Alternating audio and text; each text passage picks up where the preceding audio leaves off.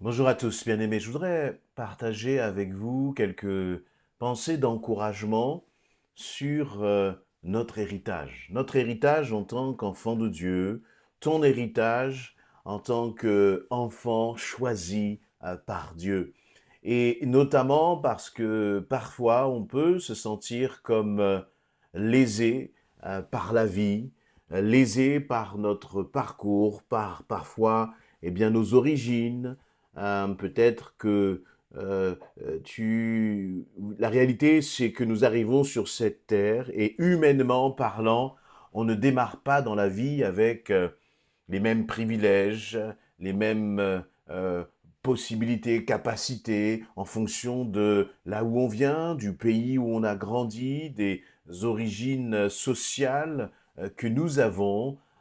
Parfois, pour certains, c'est un peu comme, excusez-moi l'expression, mais c'est un peu comme du tout cuit, parce que, les parents ont par exemple les moyens, et pour d'autres, c'est beaucoup plus compliqué. Peut-être que parfois on peut avoir un parcours de vie dans sa jeunesse qui est difficile, jalonné de parfois beaucoup de souffrances, de douleurs, une famille qui peut être dysfonctionnelle, et puis on peut se sentir vraiment, il y a comme une injustice.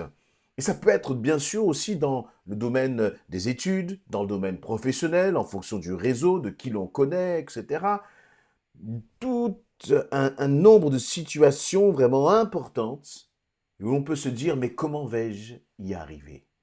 Comment vais-je pouvoir m'en sortir? Et ce monde est un monde difficile, de plus en plus hostile, dans lequel il faut vraiment se battre pour se faire parfois une place. Mais laisse-moi te dire qu'en tant qu'enfant de Dieu, tu es un privilégié.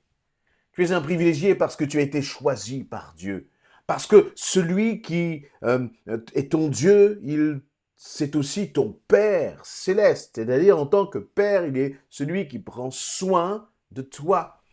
Il nous est dit ceci dans le psaume 16, cantique de David, verset 1.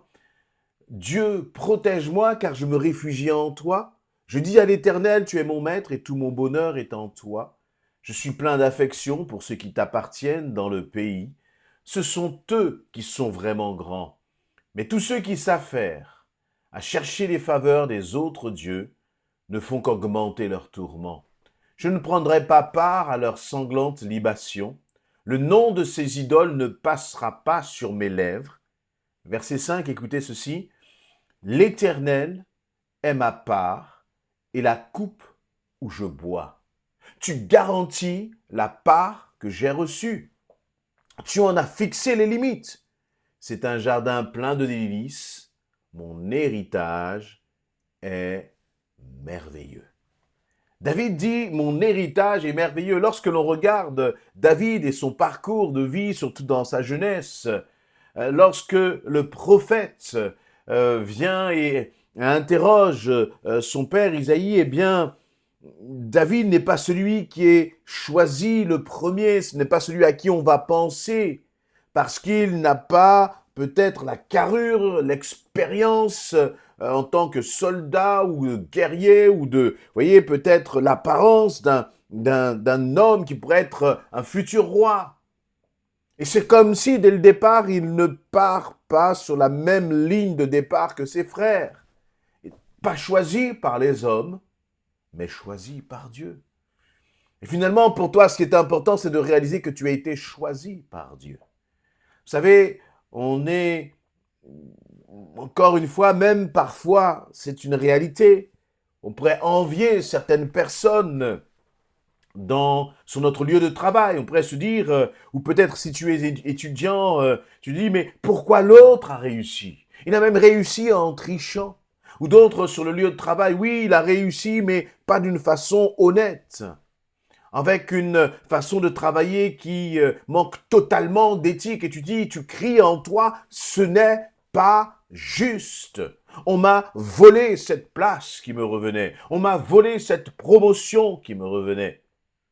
La réalité, c'est que si tu regardes au Seigneur, je crois que tu pourras dire, comme David, l'Éternel est ma part et la coupe où je bois. Tu garantis la part que j'ai reçue. Le Seigneur garantit ta part d'héritage. Le Seigneur garantit ta bénédiction. Est-ce que le Seigneur te garantit? Personne ne peut venir te le voler. Non, le diable ne peut pas venir te dérober ce qui t'appartient. Ce sur quoi le Seigneur a dit, ça, je l'ai réservé pour mon enfant. Et c'est bon de vivre cette réalité. C'est bon de vivre la réalité que le Seigneur t'a réservé une bonne part pour toi. Et la part qu'il a réservée, David dit, c'est toi, Seigneur, qui en a fixé la limite. C'est-à-dire, personne ne peut venir grignoter, me voler, m'arracher ce que Dieu m'a réservé, parce que c'est lui qui a mis comme des bornes autour de ce qu'il m'a réservé, de ce qu'il t'a réservé. Et je crois que lorsque nous commençons dans ces situations où on se dit, eh bien, pourquoi l'autre et pas moi? Dans ces situations, on se dit, Seigneur, j'ai fait tellement d'efforts et j'ai l'impression que, eh bien, je ne suis pas récompensé à la juste hauteur. C'est un mensonge. Parce que la réalité, c'est que le Seigneur t'a réservé un héritage. Et David va dire, cet héritage, Dieu en a fixé les limites.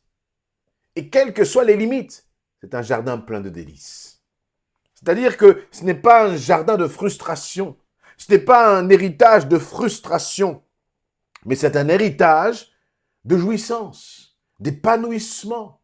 Un héritage où tu es béni et tu vas être béni. Il dit, et David va dire, mon héritage est merveilleux. Ce n'est pas que David est au bout de sa vie lorsqu'il dit cela. Non, il est très certainement au début peut-être de sa vie, de ses privilèges, de son ministère, de ce que Dieu lui a réservé. Mais il commence déjà à proclamer cela par la foi. Personnellement, pour ma vie, je veux le proclamer aussi par la foi. Je veux proclamer que le Seigneur me garantit une part, un héritage merveilleux. Est-ce que tu veux le saisir, toi aussi? Plutôt que de toujours se plaindre de ce que nous n'avons pas, je crois que dans la dimension spirituelle, nous devons nous réjouir de ce que le Seigneur nous a préparé. Et dire, Seigneur, par quel moyen, par quelle porte, par quelle obéissance, par quelle soumission à ta volonté, je vais entrer dans l'héritage que toi tu m'as réservé, Seigneur. Et je ne veux pas me lamenter. Je ne veux pas croire que mon héritage, il est lié à mon rang social ou la provenance de ma culture, de mon pays, ou de ce que mes parents avaient ou n'avaient pas, n'ont pu me léguer ou n'ont pas pu me léguer. Peu importe tout cela, parce que je suis une nouvelle créature.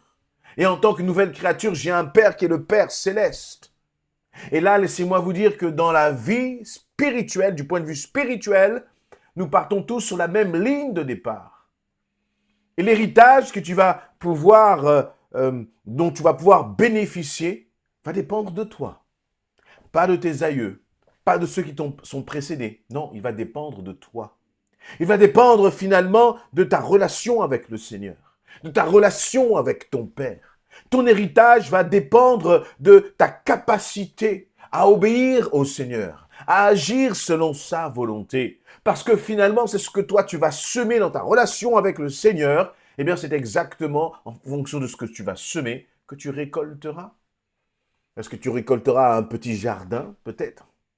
Est-ce que tu récolteras peut-être une petite coupe? Vous savez, la coupe, c'est le signe finalement, notamment pour les rois, la coupe, c'est là où il y avait le vin, qui est un signe, un symbole d'opulence, de richesse, de bénédiction, la coupe où je bois. L'Éternel est ma part, il est la coupe où je bois. C'est-à-dire, c'est l'Éternel que je veux boire chaque jour.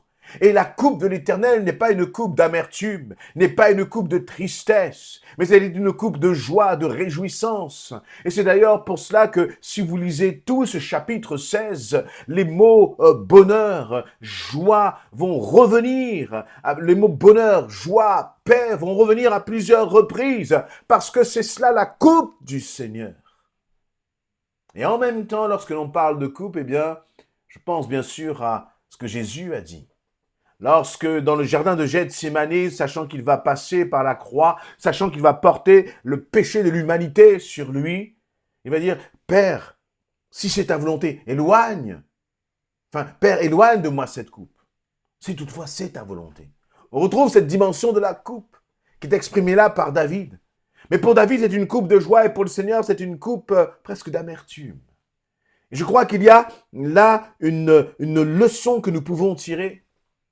C'est que pour rentrer dans l'héritage merveilleux que le Seigneur a pour toi, il va falloir aussi boire la coupe du renoncement, la coupe du sacrifice, la coupe de l'obéissance. Il va falloir aussi apprendre à porter sa croix.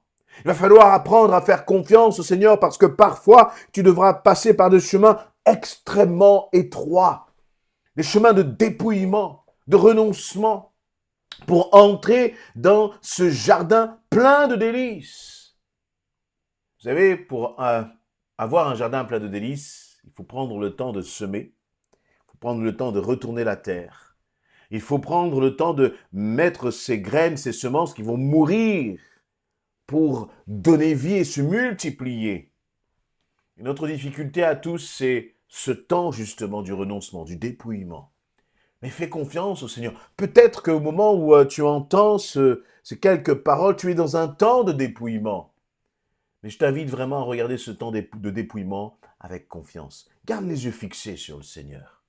Et puis, derrière ce dépouillement, vois déjà la coupe de la bénédiction, l'héritage que le Seigneur a pour toi mis en réserve. Et je veux garder vraiment cette parole dans mon cœur, où David dit « Mon héritage est merveilleux ». Il ne faut pas simplement entrer dans cet héritage pour constater qu'il est merveilleux, mais je crois que par la foi, parce que toi et moi, nous pouvons faire confiance à notre Seigneur. Nous pouvons dire « Seigneur, je sais, là je vis, je traverse un moment difficile, mais je sais qu'en toi, mon héritage est merveilleux